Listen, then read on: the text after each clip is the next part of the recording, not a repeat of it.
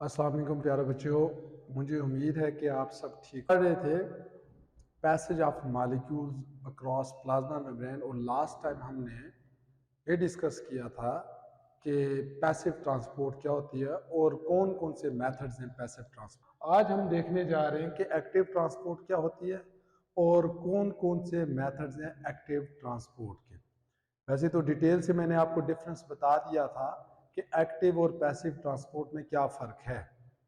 तो अगर आपको ये लेक्चर सब देखने से पहले अगर आप इससे पहले वाला लेक्चर देख लें तो आपके लिए ज़्यादा फ़ायदेमंद होगा, जिसमें हमने डिटेल से देखा था कि एक्टिव और पैसिव ट्रांसपोर्ट में फ़र्क क्या है।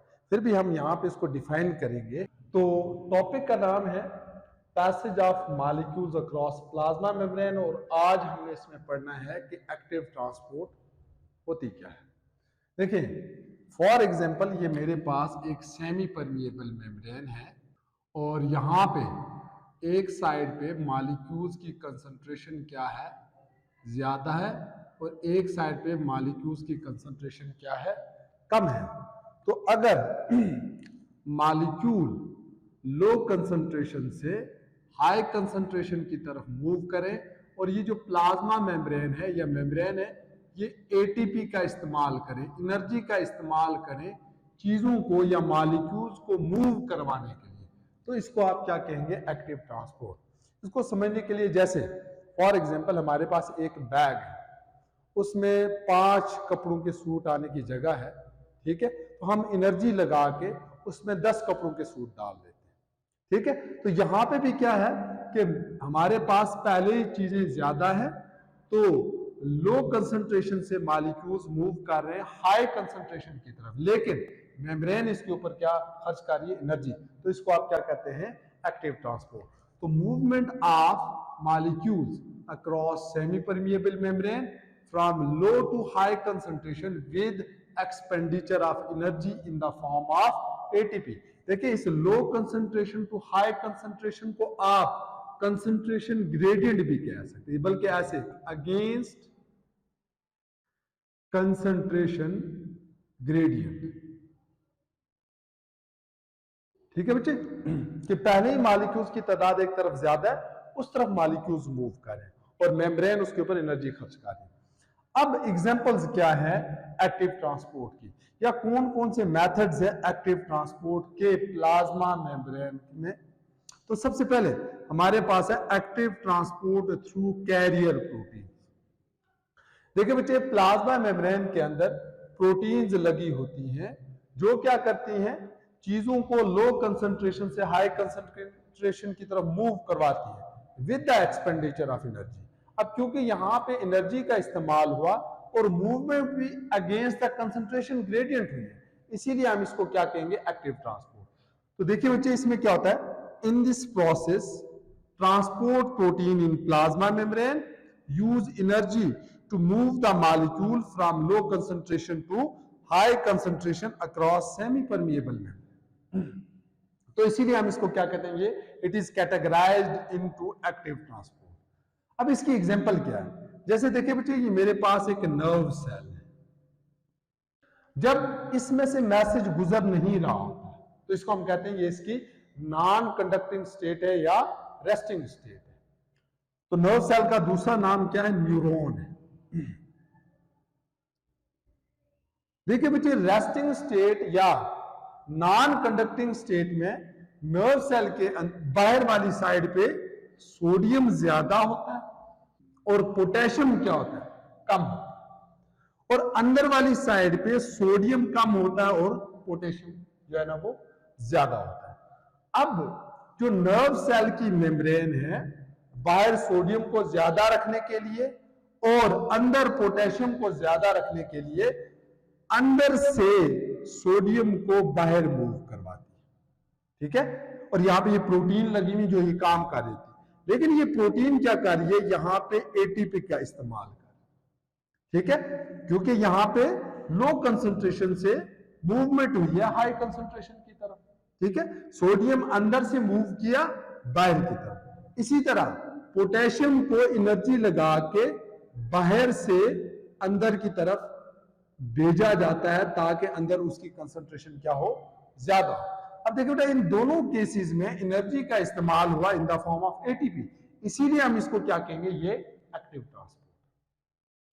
तो यहां पे भी बात देखिए, इसकी एग्जांपल क्या हमारे पास, मेम्ब्रेन ऑफ नर्व सेल, या नर्व सेल का दूसरा नाम क्या है, न्यूरॉन, जो आपका नर्वस सिस्टम यूजुअली बनाते हैं, carrier proteins in the form of sodium and potassium pump. जैसे ये मेरे पास ये ना पंप, अब पंप का लफ्ज जहां पे भी आए इसका मतलब है एक्सपेंडिचर ऑफ एनर्जी हो रहा है, कि इनके अंदर प्रोटीन्स होती है और उनको आपने क्या कहा, सोडियम एंड पोटेशियम पंप, ठीक है। फिर क्या कहता है, इन रेस्टिंग या non conducting state this pump spends ATP to maintain higher potassium concentration and lower sodium concentration inside the cell. ये जो पंप है, सोडियम पंप है, पोटेशियम पंप है, ये जो क्या करता है, सोडियम की कंसंट्रेशन को अंदर ज्यादा रखने के लिए ये बाहर से सोडियम को लेके आता है अंदर, यानी लो कंसंट्रेशन से हाई कंसंट्रेशन के, और पोटेशियम की कंसंट्रेशन अंदर कम रखने के लिए, यानी बाहर ज्यादा रखने के लिए, ये सोडियम की कंसंट्रेशन को अंदर कम रखने के लिए और बाहर ज्यादा रखने के लिए ये सोडियम को बाहर अंदर से बाहर लेके जाता है, ठीक है। तो वही बात की इसने, for this purpose pump actively move sodium ions outside of cell and potassium in, यानी सोडियम की कंसंट्रेशन बाहर ज्यादा रखने के लिए सोडियम को अंदर से बाहर की तरफ मूव करवाएगा, और पोटेशियम की कंसंट्रेशन अंदर ज्यादा रखने के लिए पोटेशियम को बाहर से अंदर जो है ना वो मूव करवाएगा। क्योंकि यहां पे एनर्जी का एक्सपेंडिचर हुआ इन द फॉर्म ऑफ एटीपी, इसलिए हम ये कहेंगे कि ये एक्टिव ट्रांसपोर्ट है। फिर हमारे पास एक और मेथड है एक्टिव ट्रांसपोर्ट का, उसको हम कहते हैं एंडोसाइटोसिस। ये दो वर्ड्स का कॉम्बिनेशन है। एंडो का मतलब होता है इनसाइड, और साइटोसिस का मतलब होता है बेटा इनगल्फिंग या ईटिंग आप कह सकते हैं, कि ये वो टाइप है एक्टिव ट्रांसपोर्ट की जिसमें लार्ज मॉलिक्यूल को सेल के बाहर से अंदर की तरफ मूव करवाया जाता है। तो special type of movement of material across plasma membrane in which large molecules are moved across या मूव इनसाइड प्लाज्मा मेम्ब्रेन, कि बाहर से चीजों को अंदर मूव करवाया जाता है, और ये स्पेशल इसलिए कि इसमें लार्ज मॉलिक्यूल्स को जो है ना वो अंदर लेके जाएगा। अब देखिए बच्चे, इसका मैकेनिज्म क्या है। सबसे पहले फॉर्मेशन ऑफ इन्वेजिनेशन, इन्वेजिनेशन को कहते हैं इनवर्ड मूवमेंट, अंदर की तरफ किसी चीज का मूव करना, इसको आप क्या कहते हैं, इन्वेजिनेशन। जैसे यहां पे देखें, ये जो प्लाज्मा मेम्ब्रेन अंदर की तरफ मूव की, इसको आप क्या कहेंगे, इन्वेजिनेशन। तो पहला काम क्या होगा, plasma membrane invaginates or depresses inward, अंदर की तरफ मूव करती है। दूसरा काम ये होगा वेजिकल फॉर्मेशन। अब वेजिकल किसे कहते हैं, anything inside a membrane is called as vesicle, ठीक है। जैसे यहां पे देखें, अब ये जो मटेरियल है ये किसके अंदर आ गया है, ये इस इन्वेजिनेशन के अंदर आ गया। अब आप इसको क्या कहेंगे, वेजिकल। तो material from outside is taken into this depression, इस डिप्रेशन के अंदर जो है ना वो आ गया। अब ये क्या कहलाएगा, वेजिकल। अब ये वेजिकल क्या करेगा, यहां से डिटैच, ये इसको मजीद अंदर की तरफ धकेलेगा, जिसकी वजह से इसके ये दो एंड क्या हो जाएंगे, फ्यूज हो जाएंगे। तो vesicle detaches and moves into the cytoplasm. जैसे यहां पे देखें, इसने इसको डाउनवर्ड डिप्रेस किया और इसकी प्लाज्मा मेम्ब्रेन क्या होगी, फ्यूज होगी, और मटेरियल वेजिकल की सूरत में किधर चला गया, अंदर चला गया। इसको हम क्या कहते हैं, एंडोसाइटोसिस। अब एंडोसाइटोसिस की हमारे पास दो टाइप्स हैं, एक को हम कहते हैं फैगोसाइटोसिस, एक को हम कहते हैं पिनोसाइटोसिस। फैगोसाइटोसिस क्या है कि ऐसी टाइप एंडोसाइटोसिस की जिसमें सॉलिड मटेरियल सेल के अंदर जा रहा हो, उसको आप क्या कहेंगे, फैगोसाइटोसिस कहेंगे। अगर कोई लिक्विड मटेरियल जा रहा हो तो उसको आप क्या कहेंगे, पिनोसाइटोसिस कहेंगे। फिर एंडोसाइटोसिस की एक स्पेशल टाइप भी है जिसको हम कहते हैं रिसेप्टर मीडिएटेड एंडोसाइटोसिस, यानी यहां पे स्पेशल किस्म की प्रोटीन्स लगी होंगी प्लाज्मा मेम्ब्रेन में, जो किसी भी मॉलिक्यूल को बाहर से अंदर लेके जाएंगे। ठीक है, plasma membrane has specific receptor protein, यानी प्लाज्मा मेम्ब्रेन के ऊपर स्पेशल किस्म की प्रोटीन रिसेप्टर्स होती ही प्रोटीन है जो किसी चीज को रिसीव करे। ठीक है, these receptor proteins pick up material from outside and pinch inside to form vesicle, बिल्कुल इसी तरह। लेकिन फर्क क्या है, प्लाज्मा मेम्ब्रेन के ऊपर यहां पे क्या लगी होंगी, रिसेप्टर प्रोटीन्स लगी होंगी। वो क्या करेंगे, मटेरियल को रिसीव करेंगी और फिर यहां से वेजिकल बना के इसको अंदर की तरफ लेके आएंगे। अब जैसे हमारे पास इसकी एग्जांपल है, देखिए बच्चे, हमारे पास कोलेस्ट्रॉल दो किस्म का होता है, एक को हम कहते हैं बच्चे HDL, एक को हम कहते हैं बेटा LDL। HDL क्या होता है, हाई डेंसिटी लिपोप्रोटीन्स, और LDL क्या होता है, लो डेंसिटी लिपोप्रोटीन्स। अगर आपसे कोई पूछे हमारे लिए HDL ठीक है या LDL ठीक है, तो डेफिनेटली आप कहेंगे हमारे लिए HDL ठीक है, LDL हमारे लिए बिल्कुल भी ठीक नहीं। अब वजह क्या, देखिए बेटा, हाई डेंसिटी लिपोप्रोटीन से क्या मुराद है, ये वो लिपोप्रोटीन्स होती हैं जिसमें प्रोटीन की तादाद ज्यादा होती है और लिपिड्स की कम होती है। तो प्रोटीन हमारे लिए यूजफुल है, लिपिड्स हमारे लिए डेंजरस है। तो देखिए बेटा, इसमें लिपिड्स की तादाद कम है और प्रोटीन्स की कंसंट्रेशन क्या है, ज्यादा है। LDL इसके रिवर्स है, LDL में लिपिड्स की तादाद ज्यादा होती है और प्रोटीन्स की तादाद कम होती है, इसीलिए ये हमारे लिए क्या है, नुकसानदेह।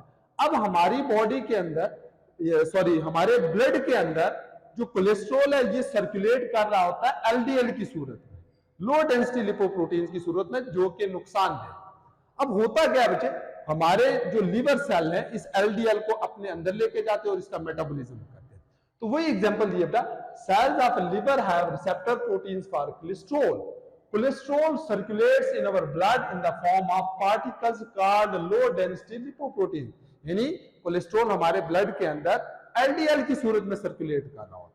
ठीक है, receptor protein of plasma membrane of liver cell recognise the protein of LDL। ये क्या करती है, LDL को रिकॉग्नाइज करती है, उसके बाद LDL को रिसेप्टर मीडिएटेड एंडोसाइटोसिस के जरिए अपने अंदर लेके जाती है और वहां पे इसका मेटाबॉलिज्म करती है। जैसे ये देखिए बेटा, ये मेरे पास एक लिवर सेल है और ये इसकी क्या है, प्लाज्मा मेम्ब्रेन, और ये जो मैंने आपको ये शो किए ये रिसेप्टर है, और ये मेरे पास LDL है, और ये LDL की फास्फोलिपिड की आउटर लेयर है, ये अंदर जो है ना वो इनर लेयर फास्फोलिपिड बाइलेयर है।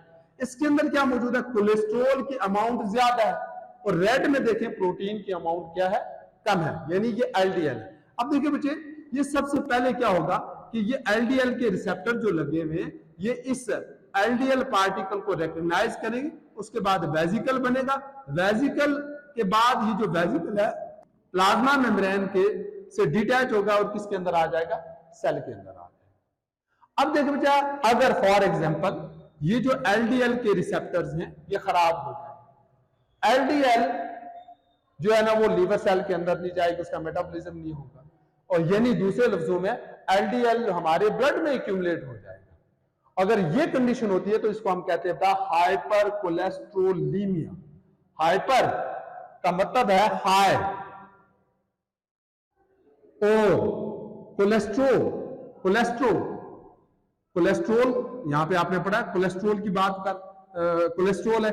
ईमिया का मतलब होता है ब्लड, यानी high level of circulating cholesterol in the blood is called as hypercholesterolaemia. तो वही देखिए बच्चे, high level of circulating cholesterol in blood is a hereditary disease. Hereditary disease क्या है, ये जो है ना वो पेरेंट्स से बच्चों में मुंतकिल होती है, इसीलिए हम इसको क्या कहते हैं, हेरिडिटरी डिजीज कहते हैं। In which LDL receptor proteins of liver cell plasma membrane is non functional. ये नॉन फंक्शनल होगी, जिसकी वजह से क्या हुआ, LDL is not taken into liver cell via receptor mediated endocytosis and LDL accumulates in blood, जमा हो गया। अब इसका इफेक्ट क्या होगा, ये हमारी ब्लड वेसल्स को ब्लॉक कर देगा। दूसरा, इसकी वजह से हार्ट डिजीज स्टार्ट हो जाएंगी। तो ये हमारे पास क्या थे बच्चे, मेथड्स ऑफ एक्टिव ट्रांसपोर्ट थे। तो बाकी दो चीजें रहेगी कि एक्सोसाइटोसिस क्या है और साथ में फिल्ट्रेशन क्या है। इसको इंशाल्लाह हम नेक्स्ट लेक्चर में देखेंगे। तो मुझे उम्मीद है आपको सारी चीजें समझ आ गई। इसके बावजूद अगर भी कोई भी सवाल आपके जहन में, तो आप कमेंट सेक्शन में हमसे जरूर पूछ सकते हैं। अपना ख्याल रखिएगा। अल्लाह हाफिज़।